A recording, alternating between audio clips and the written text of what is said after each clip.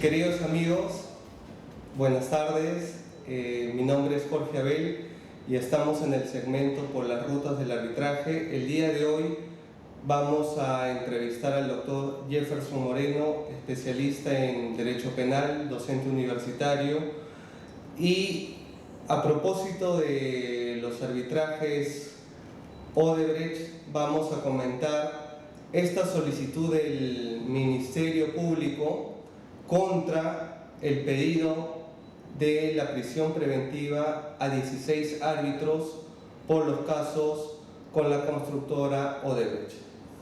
En principio, quiero darle la bienvenida al doctor Jefferson Moreno. Jefferson, por favor, si tienes el agrado de invitarlos a saludar a nuestro todo público de CAE que nos está sintonizando a nivel nacional. Claro, ¿cómo están? Buenas tardes. Muchísimas gracias por la oportunidad de poder conversar estos temas que tienen un 50%, 50%. Incluso diría que lo penal es un poco más conocido, pero el arbitraje es desconocido, sobre todo para los fiscales. Es un tema muy interesante que va a ser bonito compartir en estos momentos, ¿no? Te agradezco la visita y empecemos un poco. Nos han ido preguntando nuestros amigos cuáles son los requisitos de una prisión preventiva. ¿Por qué el Ministerio Público se tiene que solicitar esta medida para los procesos penales? A ver, vamos por partes. Uno, como diría el profesor Gonzalo del Río, no creo que exista abogado, no creo que exista fiscal y no creo que exista juez que no comprenda que en un proceso penal, cuando uno está siendo investigado, normalmente debe ser investigado en libertad. O sea, yo te voy a atribuir en este momento un delito, Jorge. Te digo, ese lapicero que tienes ahí en tu mesa, te lo has comprado con dinero cochino. O sea, $10,000 no te puede costar un lapicero. Entonces, tu primera pregunta sería, oye, ¿tú cómo sabes? Entonces, yo te diría, espérate, voy a investigarlo. Entonces, a lo largo de la investigación, tú tendrías que contratar un abogado.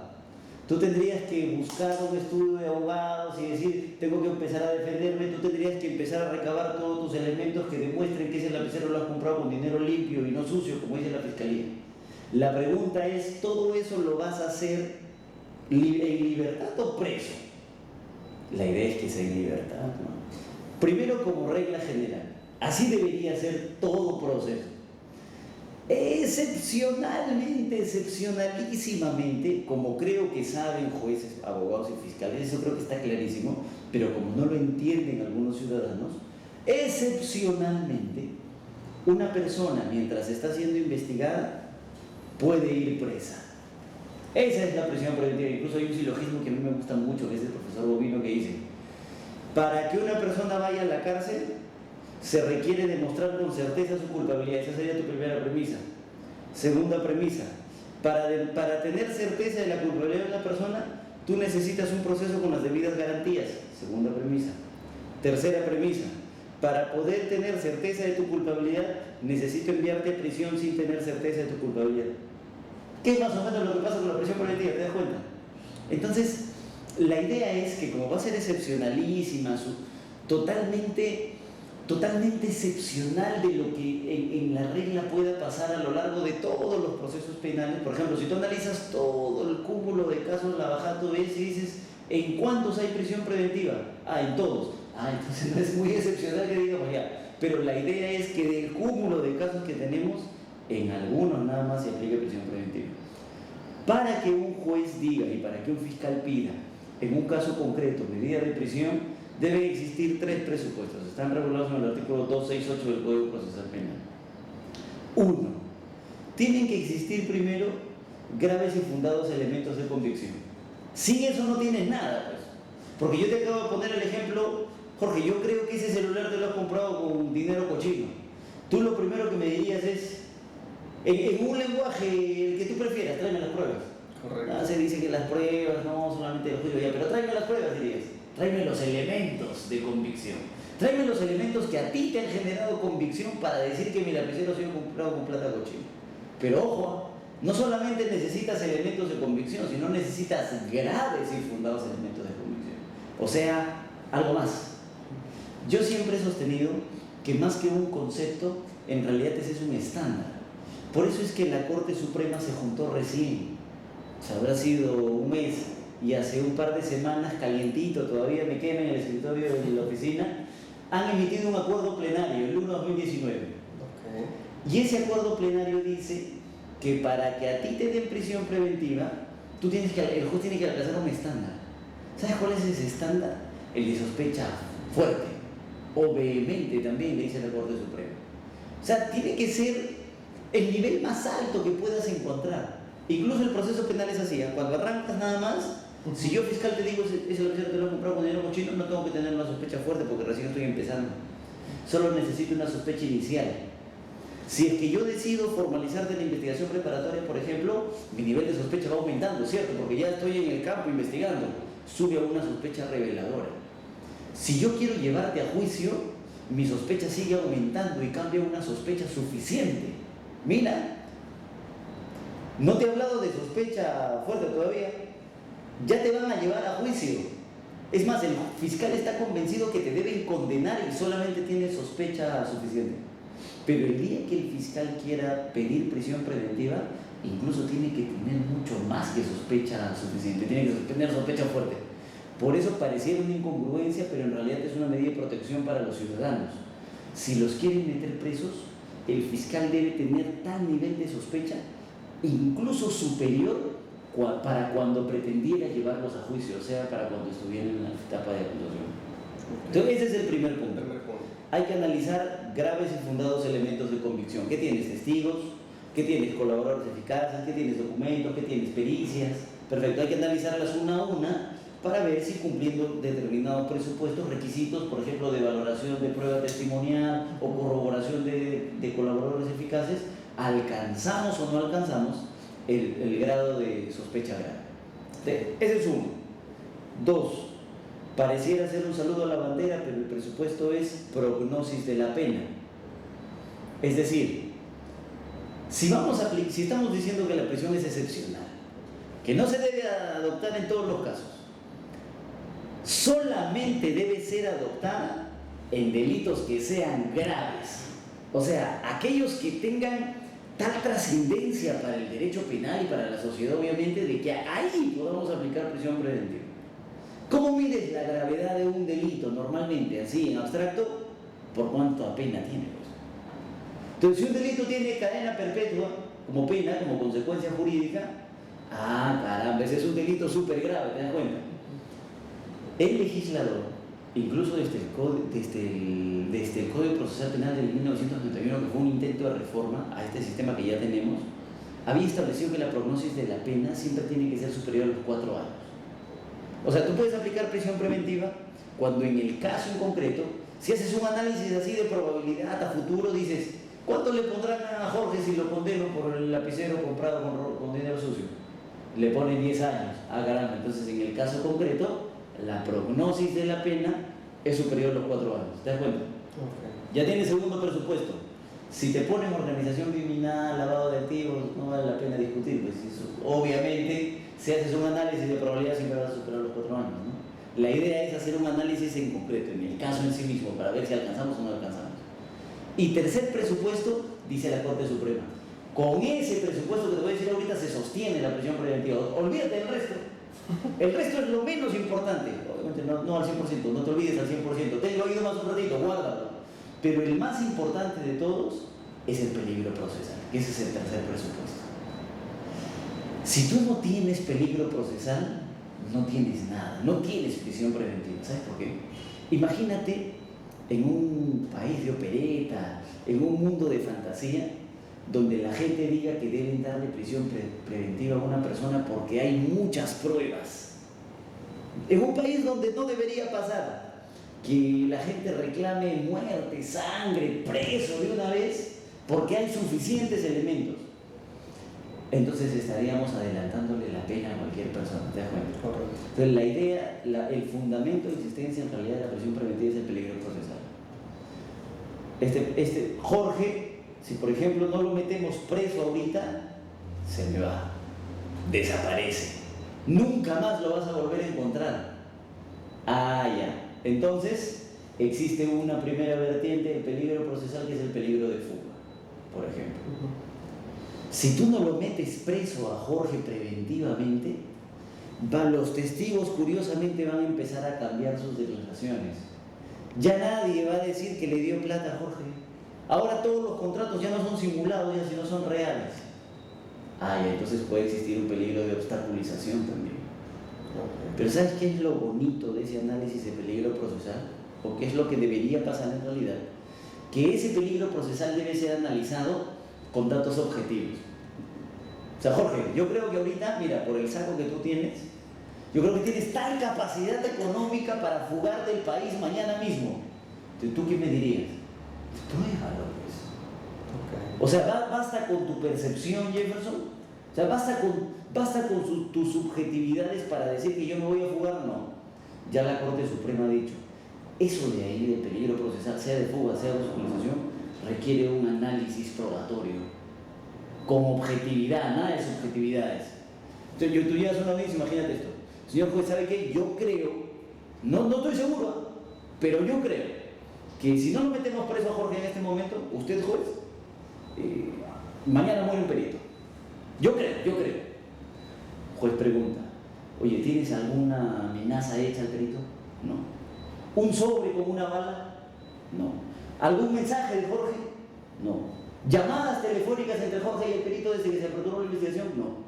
Entonces, ¿por qué crees que lo van a matar mañana?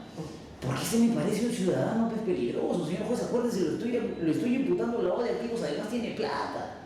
Entonces, así no se puede hacer ese análisis de peligro procesal. Pero mira, esos tres requisitos, todo el mundo los va a encontrar en el artículo 268 del Código Procesal Penal. Lo que la Corte Suprema dijo cuando emitió la casación 626-2013 Moquegua es que además de esos tres puntitos, en una audiencia se tienen que analizar dos más, en una audiencia de prisión dos más: la proporcionalidad de la medida y la duración de la medida también, porque lo que le da constitucionalidad a la aplicación de la prisión es la proporcionalidad. Tú tienes que analizar los tres subprincipios de la proporcionalidad: idoneidad, necesidad y proporcionalidad en sentido estricto. Idoneidad, dime para qué lo quieres, tienes que tener un fin legítimo. Necesidad, dime, ¿tu finalidad cuál era? Que no se vaya Jorge. Ok, entonces analicemos el subprincipio de necesidad. De todas las sillas, ¿por qué escoges esta? O sea, de todos los medios que existen en el derecho procesal penal, ¿por qué esta? ¿Por qué la prisión? ¿Por qué no puede ser el impedimento de salida? Entonces, explícame, a ver, por favor. Entonces, si tú tienes la capacidad y los elementos, le vas a explicar al juez por qué es que esta silla y no esa. Ese es un análisis de necesidad. Y un análisis de proporcionalidad en sentido estricto para ver cuál de los valores en realidad es el que va a prevalecer. ¿Qué tenemos en juego? A ver, miserable libertad. ¿Y al otro lado qué hay? No, espérate. El bien común, la prensa, la seguridad jurídica. Entonces obviamente se va a pesar más. Si haces ese análisis siempre vas a perder. Pero como decía el profesor García Amado, si el Esporanca siempre lo pones a jugar contra el Barcelona de España, siempre va a perder, pues, ¿no? Entonces la idea es siempre sumarle a la balanza, además de libertad, otros bienes en juego: familia, educación, yo diría hasta prestigio, honor. Imagínate, un padre del derecho civil peruano requerido con prisión preventiva, ¿no tendríamos que analizar proporcionalidad, además de la libertad, otros valores? Pero por supuesto. Entonces esa es la idea del subprincipio de proporcionalidad. Y en el caso de la duración de la medida, el plazo que el fiscal puede pedir va a depender de qué tipo de caso tiene al frente. Si es un caso simple, hasta 9 meses, que no quiere decir que sean 9, claro. Se puede ser 1. Si es un caso complejo, hasta 18 meses. Y si es un caso de crimen organizado, persígnate, cuídate, porque podrías ir preso por 36 meses preventivamente. Entonces, analizados esos presupuestos, ya podemos ver. ¿Tienen que concurrir todos? Ok, todos, sin ninguna excepción. Falta uno o estás perdido. No hay prisión preventiva. Si faltase uno solo. Ya. Entonces, ya conociendo, digamos, las reglas del juego, porque mañana empieza la primera audiencia que el juez ha programado, son 16 árbitros y los ha programado en una especie pues, de audiencia por determinados árbitros que empieza el martes, miércoles, jueves. Y bueno, mañana todos se preguntan cuál va a ser ese escenario de estos primeros árbitros que efectivamente cada uno, como dicen algunos, baila con sus propios pañuelos. Y en casos concretos el escenario cambia, o sea, es decir, son 16 árbitros, pero los 16 tienen diferentes laudos, diferentes documentos, hay diferentes pruebas. Y lo que ahora voy a preguntarte es lo siguiente. Son 16 los árbitros, para que nuestros amigos, un poco los que no conocen el caso de arbitrajes Odebrecht, son 26 proyectos, 26 arbitrajes, las cuales están siendo investigadas por el Ministerio Público, por la Fiscalía. De estos 26 proyectos se dieron en el marco de concesiones, ¿no? Fueron tribunales arbitrales integrados por 3 árbitros, y los delitos que están siendo investigados son cohecho pasivo específico, lavado de activos y asociación ilícita. Entonces, un poco el panorama o la tesis del Ministerio Público es decir, Odebrecht ya aceptó que pagó a los árbitros para obtener laudos favorables. En palabras sencillas, Odebrecht les pagó dinero a los árbitros para que beneficien a la constructora y ésta sea indemnizada por el Estado peruano. Esa es una de las tesis fuertes en cuanto a las declaraciones por parte de los funcionarios de Odebrecht, Jorge Barata, por ejemplo. Y la pregunta es, ¿bastaría la sola imputación de Jorge Barata? ¿Bastaría la sola imputación de un testigo que ha reconocido que él sí recibió dinero, que es un testigo pues, que efectivamente reconoce los cargos? ¿Qué tanta credibilidad tienen estas personas que, digámoslo así, su palabra está en tela de juicio? ¿Bastaría esas pruebas testimoniales, esas pruebas de parte de los funcionarios de Odebrecht? O digamos, ¿cuál es tu panorama en ese sentido? Faltaría un montón todavía, porque mira, lo que pasa es que el colaborador eficaz o el procedimiento de colaboración eficaz es un procedimiento reservadísimo. Solo lo deberían conocer el colaborador, el fiscal y bueno, el abogado del colaborador. Pero Jorge Barata es el colaborador más conocido que hay en el mundo. Mediático, ¿no? Entonces, pero eso no le quita la obligación que tienen los colaboradores eficaces. Un colaborador eficaz es un delincuente confeso que dice voy a vender a mis compañeros para salvar mi pellejo. Como esa es la lógica de la colaboración, entonces el Código Procesal Penal les exige que aquello que un colaborador diga, sea para imponer medidas de coerción como la prisión preventiva, o peor, sea para condenar a una persona, tiene que ser corroborado. Si es que lo que el colaborador dice no tiene corroboración, entonces esa declaración del colaborador se ha hecho solamente para salvar su propio pellejo, y ahí sí podríamos afirmarlo al 100%. Es decir, el Ministerio Público tendría que acreditar en audiencia el día de mañana que tiene estas declaraciones y también tiene esas transferencias de dinero de la cuenta de la caja de Odebrecht hacia el árbitro X. Pero es que ese es el problema. Barata dice, sí hemos pagado, hemos coimeado, sí. ¿A quién le hemos dado la plata? A Horacio Canepa le hemos dado la plata. Pero Horacio Canepa tenía la plata, por ejemplo, te pongo un ejemplo. Horacio Canepa le tenía toda la plata. Okay. Y él era el encargado de si los otros 2 árbitros, o los 13 que él no conformase, los otros no quisieran aceptar la pretensión de Odebrecht, entonces les pagaba. Entonces la pregunta es, ¿está corroborado? Mira, te la voy a regalar. ¿Está corroborado que Barata le dio plata a Horacio Canepa? Te la regalo ya. Voy a ser flexible.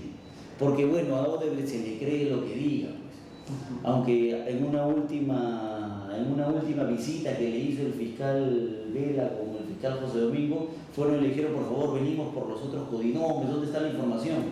Y el señor acaba de decir, la verdad es que no me acuerdo mucho, ya la memoria se me está borrando.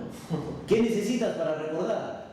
Plata necesito. ¿Cómo así? Claro, yo represento a la empresa Odebrecht y a la empresa le están debiendo, Charlie, acuérdate. ¿No te han pagado? No me han pagado y ya estoy perdiendo la memoria. Ah, no te preocupes, que yo me encargo de solucionarlo. Entonces, por eso el señor me ha declarado. Pero, este señor, en lo que sí recuerda, dice, le han dado a Horacio Caneva, te la regalo. Imaginemos que está el sistema Droid, el sistema MyBirthday, que establece que ya efectivamente se han hecho depósitos a Almofadilla, que sería el señor Horacio Gómez. ¿Cierto? Ya, perfecto. ¿Qué falta? De Horacio Canepa a los otros árbitros. Okay. Porque si la idea es yo te he dado a ti para que tú les des a ellos, te regalo la primera parte y eso a que podría pelear, pero te faltaría de esta, de Almofadilla, a los otros árbitros. ¿Qué tienes? Y ni siquiera es para decirlo mañana en la audiencia. Ya todos tendrían que haberlo encontrado del escrito. El escrito, ok. Me corto un brazo que no está.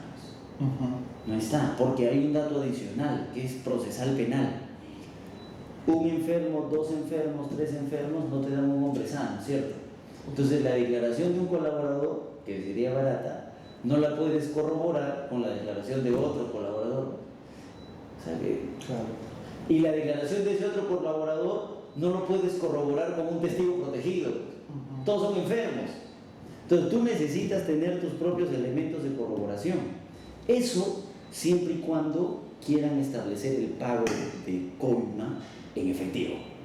Porque el colaborador dice, se metía el dinero en un sobre y se le da en la mano, ¿cierto? Ya ahí no tienes nada para corroborar, no sé cómo van a hacer. Okay. Y ahí viene el otro camino. Porque yo dice, un camino es en efectivo, pero el otro camino, y es el que me parece más absurdo e ignorante, podría decir, es ¿sabes dónde está la coima? En el honorario está la coima. Porque ¿cómo van a ganar tanta plata para ser árbitros? Okay. Entonces nosotros disfrazábamos el pago a través de los honorarios. ¿Y cómo puedo yo, fiscal, establecer que efectivamente el honorario alto es coima? Muy fácil, dice el colaborador, imagino que eso te lo habrá dicho. Porque a alguien que ve arbitraje le ha tenido que decir eso al fiscal. Ven, vamos a la Cámara de Comercio. Ellos tienen una tablita de cuánto se debe pagar, ¿cierto? Te pongo un ejemplo. Mira, solamente se debe pagar 20.000 soles. Según la tablita, ¿cuánto le han pagado? 1.000.000. Ya ves. Ahí está la culpa. Lo que pasa es que lo que ellos, tú lo sabrás mucho mejor que yo, lo que ellos, no sé si no saben, pero no quieren entender, es que este es un tipo de arbitraje y otro tipo de arbitraje es el... Estamos hablando del arbitraje que hacía referencia al arbitraje institucional, y en los casos de Odebrecht fueron algunos de ellos arbitrajes ad hoc. Pero ahora, el tema también fueron en el marco de la ley de contrataciones con el Estado, fueron también en el marco de las concesiones, el decreto legislativo que regula las APPs, Asociación Público-Privadas, y el escenario cambia, porque hablamos ya de arbitrajes de inversión y tendríamos que meternos de lleno a los convenios arbitrales para ver cuáles eran las cláusulas escalonadas de cómo se iba a llevar el arbitraje. Pero yo te quería, y ya vamos a llegar tal vez a ese punto, el tema de los graves hechos que tienen que estar fundamentados. Hemos hablado de que la ruta vendría al señor Horacio Canepa y que él supuestamente les entregaría el dinero, que en teoría el fiscal debería esto acreditarlo el día de mañana para sostener cuál fue su tesis. Pero la pregunta que nos podemos hacer es, si no lo acredita, no estaríamos configurando el primer requisito. No el primer presupuesto. Y si hablamos ya del segundo presupuesto, que es cohecho pasivo, ¿cuál es más o menos este tipo de cohecho pasivo? ¿Qué elementos se requieren? ¿Cuál es el verbo para...? Lo que pasa es que todo funciona. Los ciudadanos podemos hacer lo que se nos da la regalada gana. El refrán que dice: nadie está obligado a hacer lo que la ley le manda ni pedido hacer lo que él no prohíbe. A diferencia de los funcionarios públicos, ellos solamente pueden hacer lo que la ley les permite hacer. Por eso que tenemos ROF, MOF, directivas. Cuando un funcionario agarra una de esas funciones que tiene en el ROF, en el MOF, en sus directivas, y la pone en venta, dice: te vendo mi función, comete cohecho. Ese es cohecho. Porque o aceptas, o recibes, o tú solicitas efectos, dinero, ciertos beneficios.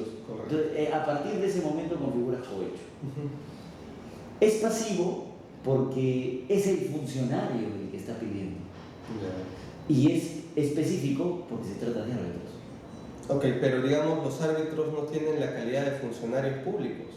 El problema es que el Código Penal establece que cuando se trata de árbitros, pueden cometer cohecho pasivo específico. Ok. Entonces es específico por la calidad.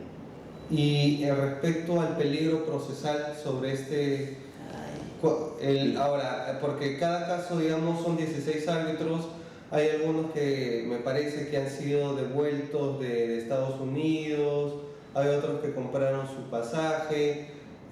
¿Qué tanto les beneficia o qué tanto le beneficia en todo caso al Ministerio Público tener estos hechos?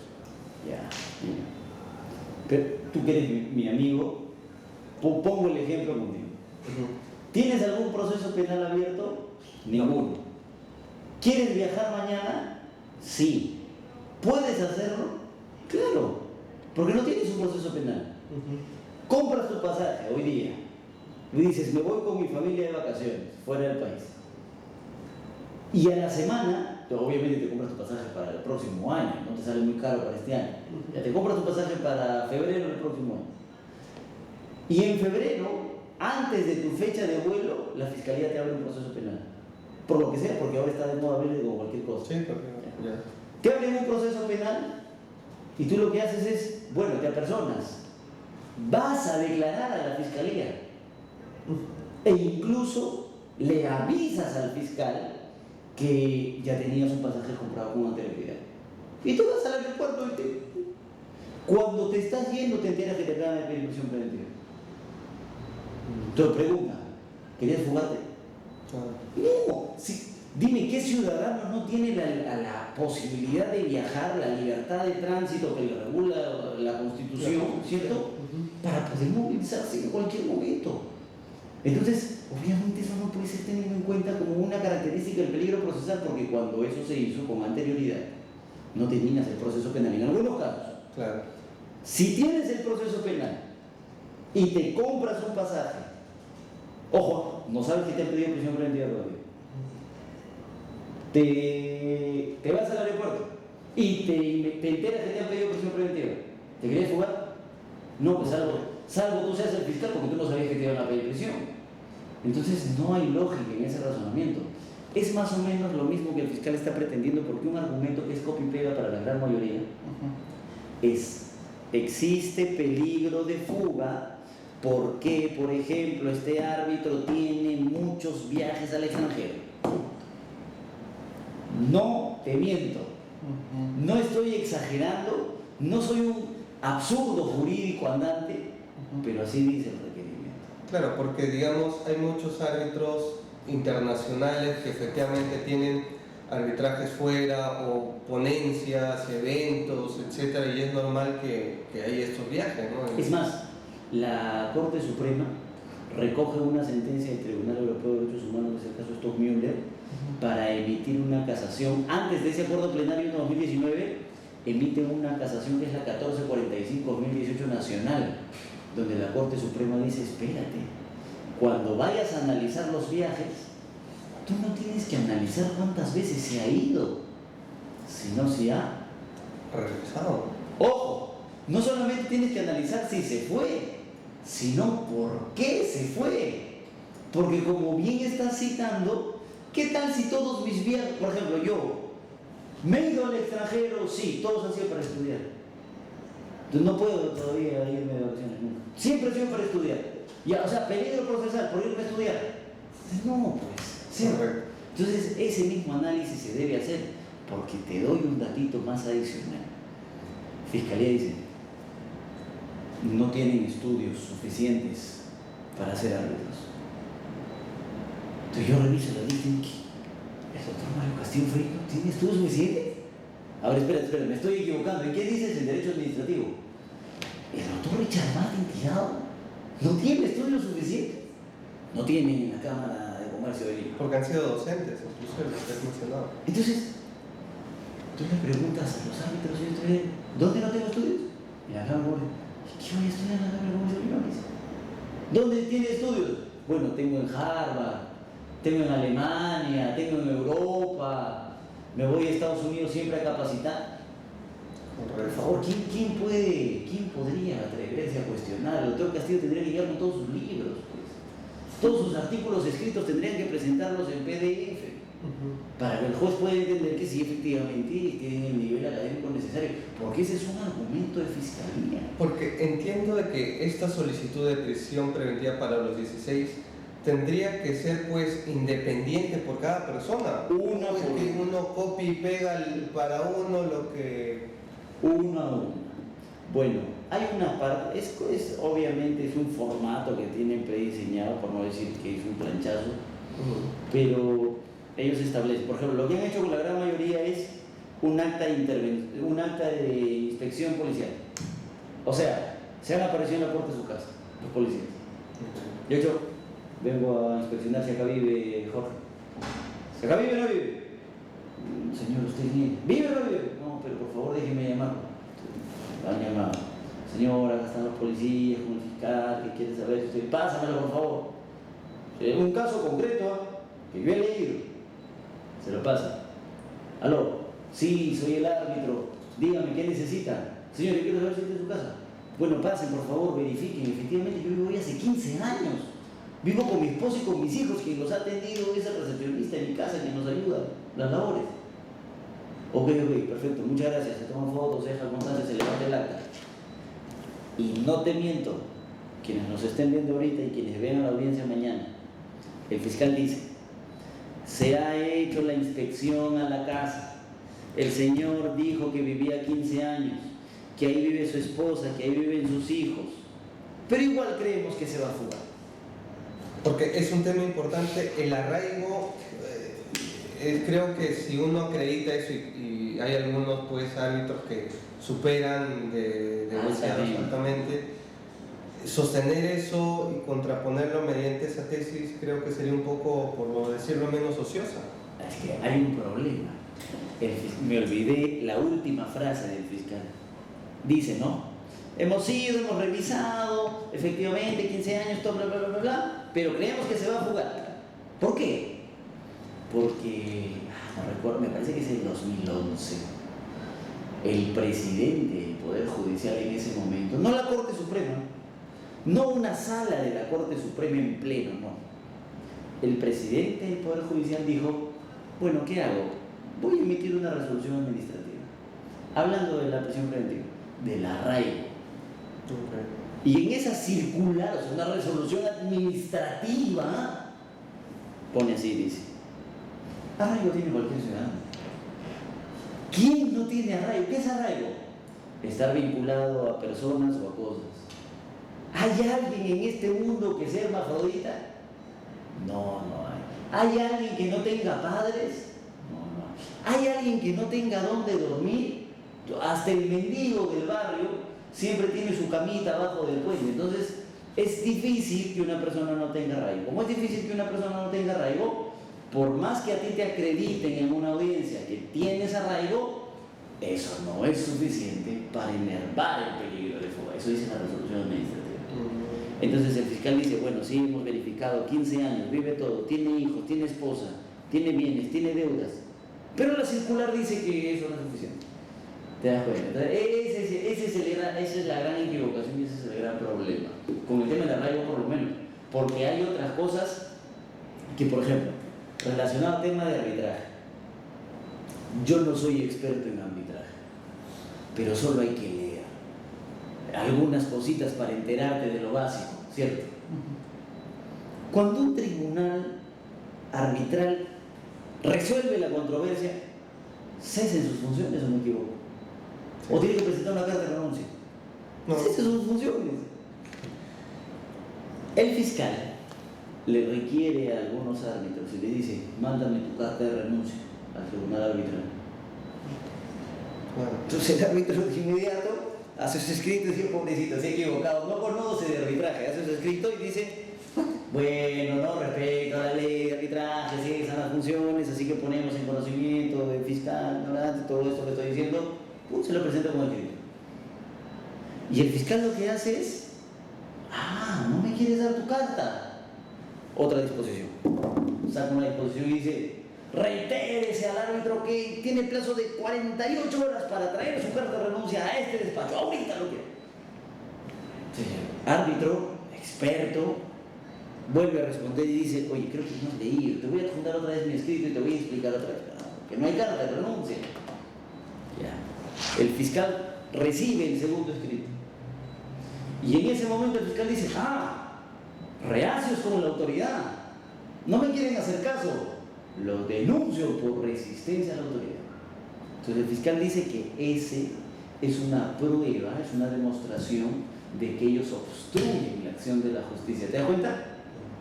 Pero es un desconocimiento. a la norma Arbitrales, no existe, o sea, yo no te puedo dar algo que no tengo. Y hablando un poco de desconocimiento de arbitraje, porque este caso Odebrecht es un tema muy especializado que involucra que abogados sepan y conozcan cómo funciona el arbitraje, que es la justicia privada. Y lo hemos comentado en nuestro portal institucional, el tema del doctor Mario Castillo, quien él ha declarado ante diferentes medios de prensa que él ha laudado en contra de la constructora Odebrecht en todos casos. Y en el tercero, que es el último por el que se le investiga, en el tercero dice, yo le di parcialmente lo que me pedían. Es decir, en un escenario, en un ejemplo, si me pediste 100, yo te di 50. Entonces la lógica es que Odebrecht pagaba para que le den el 100, porque no tendría lógica que me dé eso pedía. Y si le estoy dando 50, tendría la fiscalía que analizar el fondo si los laudos que se emitieron estuvieron sujetos a la ley de arbitraje, a la ley pactada en el contrato entre Odebrecht y la entidad pública, en este caso el MTC, si se ha vulnerado o no. Ahora entiendo que si estos casos un árbitro ha laudado en contra, ¿cómo se acreditaría este tema de la primera graves y fundados elementos? Eso es lo absurdo, ¿te das cuenta? Es lo más absurdo que puede existir, porque incluso hay que hacer la salvedad en el caso del doctor Castillo. La única imputación es, nunca se le ha dado dinero en efectivo, dice. No. ¿Sabes dónde estaba el pago? En el honorario, o ese problema que comentamos al inicio.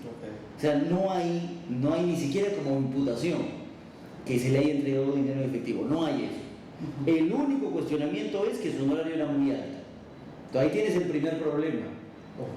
Porque tendrías que demostrar que tener honorarios que tú consideres acorde uno a tu calidad profesional, porque tú podrías encontrar profesionales de 20 soles hasta el 1.000.000 de soles, ¿cierto? Eso dependerá de la calidad profesional que tú tengas. Correcto. 2, tendrías que analizar la controversia a tratar. Una cosa es revisar un caso de omisión a la asistencia familiar y otra cosa es revisar un caso de lavado de activos, pues. Correcto. Tendrías que analizar el tema de debate. Esas cositas no las han analizado, por ejemplo, para saber si el honorario corresponde o no. Y además el monto en litigio, ¿no? La pretensión que se tiene en el momento. Porque estamos hablando de arbitrajes pues millonarios, que excedían pues los 100 millones, 200, etcétera, ¿no?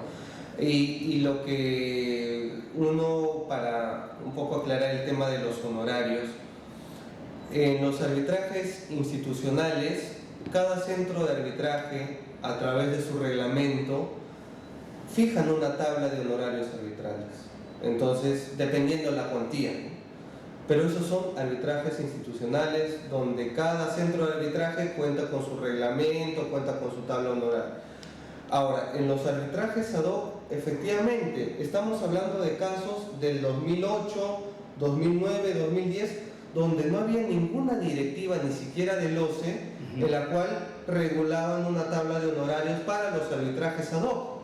Entonces, si los árbitros no tenían este lineamiento, esta referencia para arbitrajes ad hoc, pues si estás hablando de casos millonarios, es lógico que al menos un árbitro, por un tema de criterio de la complejidad de las actuaciones probatorias, cobre pues honorarios que efectivamente sean proporcionales a eso.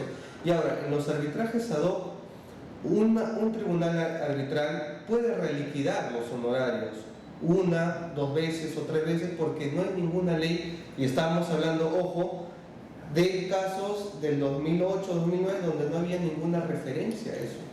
Claro. Entonces, si manejamos una tesis de ese bono, pero lo malinterpretamos con honorarios arbitrales que son totalmente diferentes, creo que la doctrina internacional sobre liquidación de honorarios podría ilustrar un poco al Ministerio Público en este caso. O es que no lo saben, o es que sí lo saben, pero lo obvian. Correcto. Porque, y sería peor. Correcto. Y sería peor. Porque ahora hemos leído también en medios de prensa locales que dicen, tenía cuentas en Angorra, en Panamá, y claro, o sea, no, creo que está ahí un psicosocial en el hecho de decir, si una persona tiene una cuenta en Panamá, ya es que hay algo ahí, ¿no? Entonces, ahora pueden ser sus ahorros, podrían ser, no sé, o sea, podrían ser N cosas que no necesariamente el dinero que recibieron de Odebrecht, ¿no? O cuál es la tesis en ese sentido de la Fiscalía. Efectivamente, pero lo que pasa es que eso lo están utilizando para el tema del lavado, pero aún les faltaría solucionar este problema en los honorarios, porque tú citaste el caso del doctor Castillo, que es el más absurdo, creo, de todos los que he podido revisar. No solamente no tienes ni siquiera como imputación pago de dinero en efectivo, ¿no? Tienes el problema de sustentar que el honorario era el pacto, la coima en realidad, solo porque era mucho. O sea, tienes ese problema antijurídico y por razonamiento. Y a eso súmale que le dio la contra. Entonces, arbitral no tiene nada, ¿cierto? Pero bueno, imagino que para encabezar la lista. Ahora, sobre el tema, por ejemplo, en el caso del profesor Richard Martin, Fiscalía dice, mira, él tiene una casa, ¿cierto? Ha transferido el 50%. ¿A quién ha transferido? A su esposa, porque ellos son casados por bienes separados. O sea, ahí está, como que esa casa fue. O en el caso del doctor Abanto, mira cómo está lavado en el caso del doctor Abanto, dice, él tiene una casa, un departamento en Miraflores, de $200,000. Lo pagó al contado, al cash, en una, ya no debe nada. ¿En cuánto tiempo? En un año. Ahí está la plata, ¿cierto? Y el trabajo dice, oye, pero espérate, es tan fácil como sacar mi registro para ver que todavía estoy endeudado por 17 años. ¿Te das cuenta? Entonces, lo mismo está pasando con cada uno de ellos.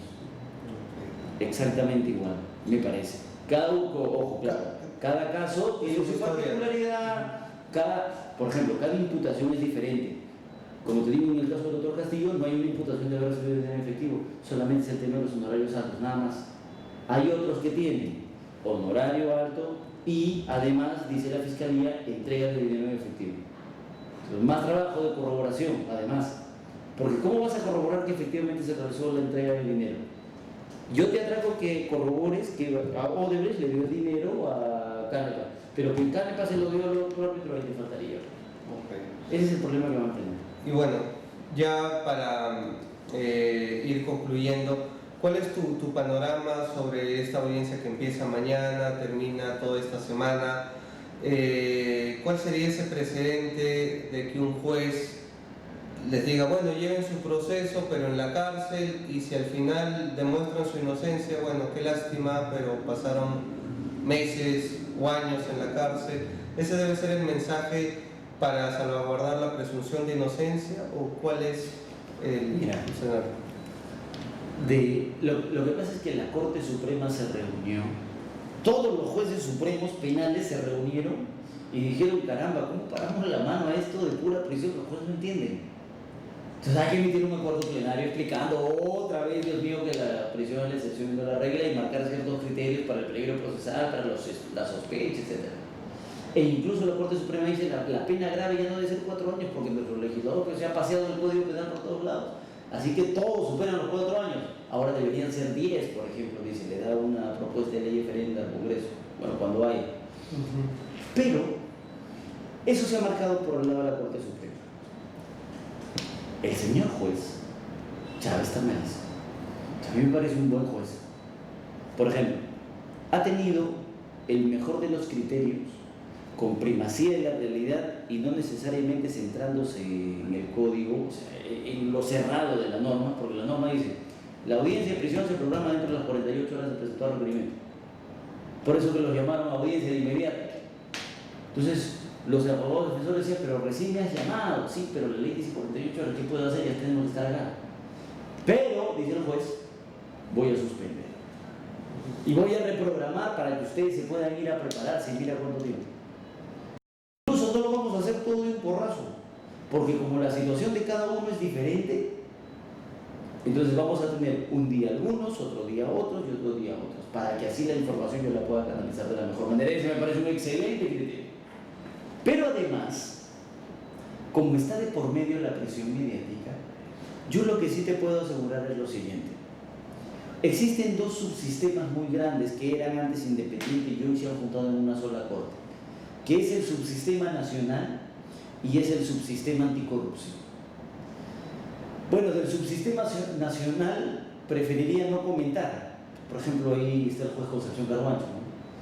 Pero en el subsistema anticorrupción, lo que tú encuentras como un abogado, no defensor, como estudioso, como abogado, lo que encuentras en el subsistema anticorrupción es que no le temen a la presión mediática. O sea, cuando el juez tiene que decir que sí, dice que sí. Pero cuando tiene que decir que no y tiene detrás la presión, dice que no. Y no hay ningún problema, te lo digo yo con experiencia, que muchas veces me han dicho sí, a mi cliente le han dado duro y llegado el momento, cuando yo consideraba que no había más opción, han dicho que no. Pese a la presión mediática que existía, es un sistema respetable. Yo creo que en ese sistema las garantías están dadas para tener un buen debate. Primero, una buena dirección, porque con buena dirección recién surgiría un buen debate. Con un buen debate, yo creo que vamos a tener una decisión muy razonada. Se va a ser muy pensada, porque lo que aquí está en juego, en realidad es el ejercicio de la profesión e incluso diría la independencia de la autonomía de un proceso arbitral en sí misma. Entonces, por esas cosas, yo creo que el juez va a revisar a detalle esos conceptos. Por ejemplo, lo que conversamos de si los honorarios pueden sobrepasar una tabla o no en la Cámara de Comercio. Entonces, ese tema hay que analizarlo. Si es que un árbitro tiene o no que renunciar cuando cesa de sus funciones del tribunal arbitral, sí o no. Entonces, esas cositas, el juez las va a tener que responder. Y esa respuesta, sea positiva, sea negativa, yo creo que va a ser razonable, va a ser interesante. Como está el requerimiento, como está planteado ahorita, al 100%, es infundado. Te doy un dato adicional. La Corte Suprema en la Casación 626-2013 dijo que además de esos 3 presupuestos se iban a debatir los otros, ¿no? Proporcionalidad y duración. Y la proporcionalidad es la constitucionalización de la prisión preventiva, es la forma en la que tú analizas constitucionalmente la privación de la libertad de un ser humano. La Corte Suprema dijo, el fiscal tiene que ponerlo en su escrito para que lo debaten, no dice, ni siquiera han puesto proporcionalidad. Y ese incumplimiento sería motivo de... Porque hay varios abogados que han cuestionado la forma, el procedimiento del ministerio. Pésimo, incompletos los anexos, con falta de copias a las defensas. Entonces, obviamente, yo espero que eso no sea intencional, ¿no? Para que no se limite al máximo la garantía de defensa. Pero efectivamente hay muchísimos errores en el Hijito, no hay ni una página que hable del principio del test de proporcionalidad. Y esa es una obligación, por ejemplo. No. ¿Y eso es vinculante? Se pueden preguntar algunos de nuestros oyentes. ¿Es vinculante eso o solamente se tiene que remitir al 268 del Código Procesal Penal? Lo que pasa es que cuando la Corte Suprema emitió la casación 626 dijo que era dolorido jurisdiccional vinculante. No lo han reafirmado en el Acuerdo Penal 2019 respecto de todos esos puntos de debate, pero ya había sido establecido a través de esta casación a la 626. Sí o sí. Lo que sí es vinculante es el Acuerdo Penal 2019. Sospecha fuerte, peligro procesal bien objetivo, tienes que probarlo y recuerda por favor de una vez por todas que la prisión es la excepción y no la regla. Ese ha sido el mensaje que ha dado el Acuerdo Penal. Por enésima vez. Y el mensaje que hace eco en la presunción de inocencia. Por supuesto.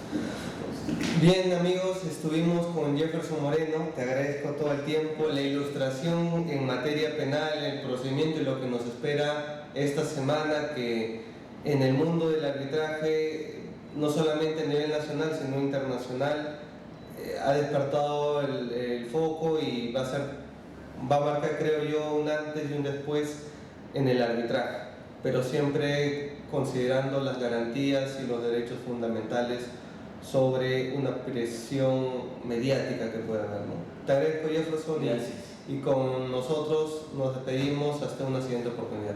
Muchas gracias.